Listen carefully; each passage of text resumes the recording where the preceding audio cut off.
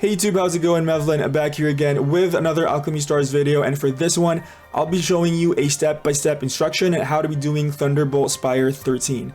In terms of team composition, this is the team I used to beat it. For here, the only mandatory ones are going to be Robbie, Dana, and Iho. The other two are going to be replaceable, and I feel like these characters are fairly easy to attain. Robbie is just a 4-star, Dana is a free-to-play character. You could get him from the event right now, hopefully you still have time. And Iho is a 3-star, and note how these characters are level 1 because I actually don't use them anywhere else, but they're very good for this fight specifically. Meanwhile, Granru and Wrath are here to carry the rest of the stats because you do need a little bit of health, a little bit of defense, that way you don't just die. In terms of Wrath, you could replace her with any other DPS that you have. If you have a Michael, you are pretty much solid. Michael here is just so much better, but like I said, any other DPS is going to work. Meanwhile, Granru is just a converter. Any other converter is going to work. If you don't have a converter, you could use Nadine even, just to minimize the RNG. That's all she's here for. She's just here to minimize your bad luck. So if you have good luck in the runs, you actually don't even need Granru completely. Alright, forgot to mention, do note that my Robbie is on leader here. You want your Robbie leader here because her tier 1 ability is only at 2 tile, which is really good. So you still want to be using your converter's ability of cooldown. So if you're using Granru or if you're using Beverly, use it on cooldown. So step 1 is a break one side of the purple crystals, which is the middle of the 4. So here I broke the left side, keeping the purple crystals open, and then step 2 is going to be breaking the other side.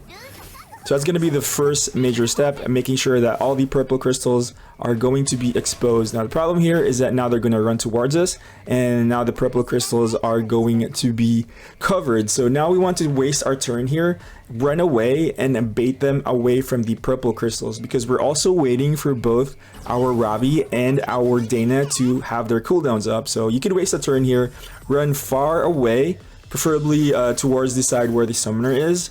That way these mobs are going to run towards us and they're going to leave the crystals alone. So now with Dana and Robbie's skills open, you want to use Dana's skill on one of the rocks and you want to use Robbie's skill on the other. Doesn't matter which one you use, it doesn't really matter so long as you're using it the right order. Dana first and then Robbie.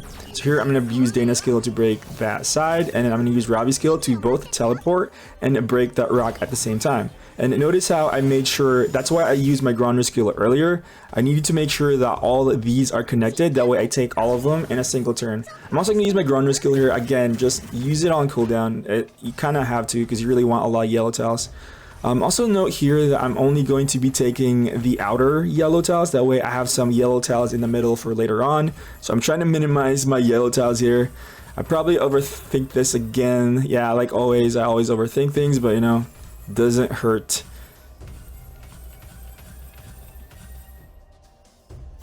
So all the tiles are connected, all my the crystals. I'm going to take them all at the same time, that way I minimize the number of ads that are getting spawned.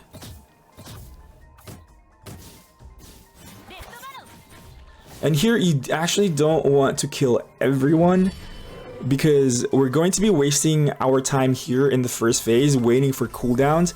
That way we just one-shot the entire board on the, or at least try to one-shot the entire board on the second phase. So I'm going to change my lead. I'm going to change it to Granru because I don't want to be killing everything. I don't want to be changing to Wrath because I don't want to accidentally kill the rest of these and then trigger the next phase.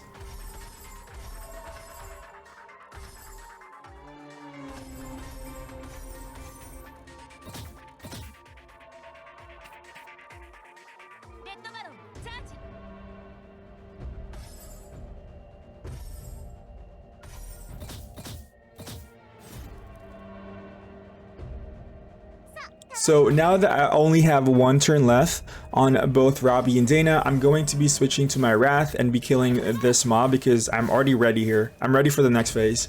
Do note as well that do not be on top of these rocks at the beginning of the second phase, because if you are, then it's not going to spawn and you're pretty much screwed from there.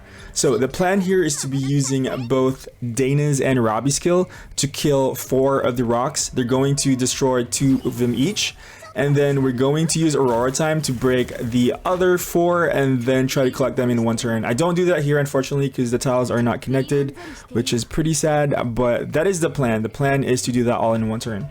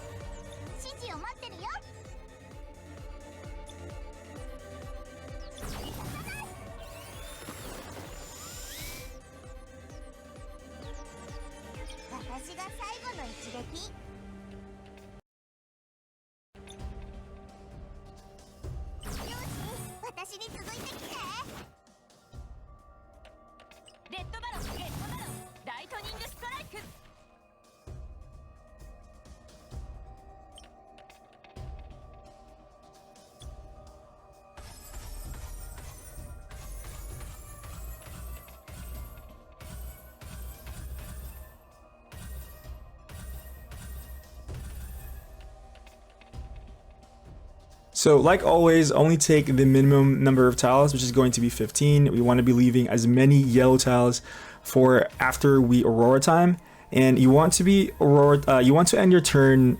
I guess it'll be, I can't really show you, but it's right here where I'm going to be ending my turn, because we're going to use Robbie's 8 tile combo in order to do a diamond shape, which will break all of the remaining rocks here.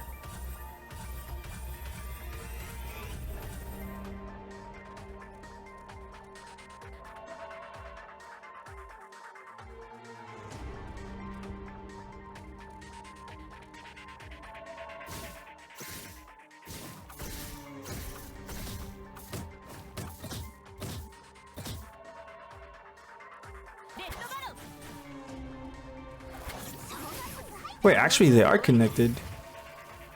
Aren't they connected?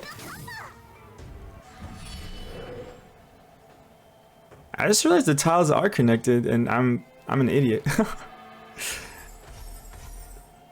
Look at this idiot. Wait.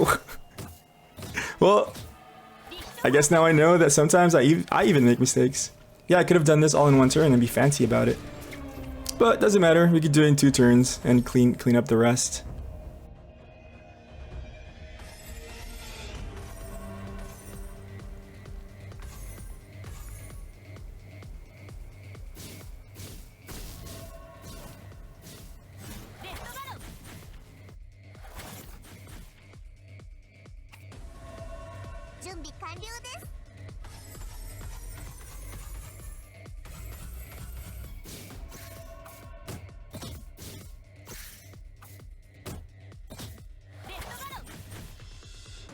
And that's going to be the fight. Hope you guys liked this video, and I hope it was helpful. For everyone that stayed all the way through, thank you so much for watching, and I'll see you guys in the next one. Peace out.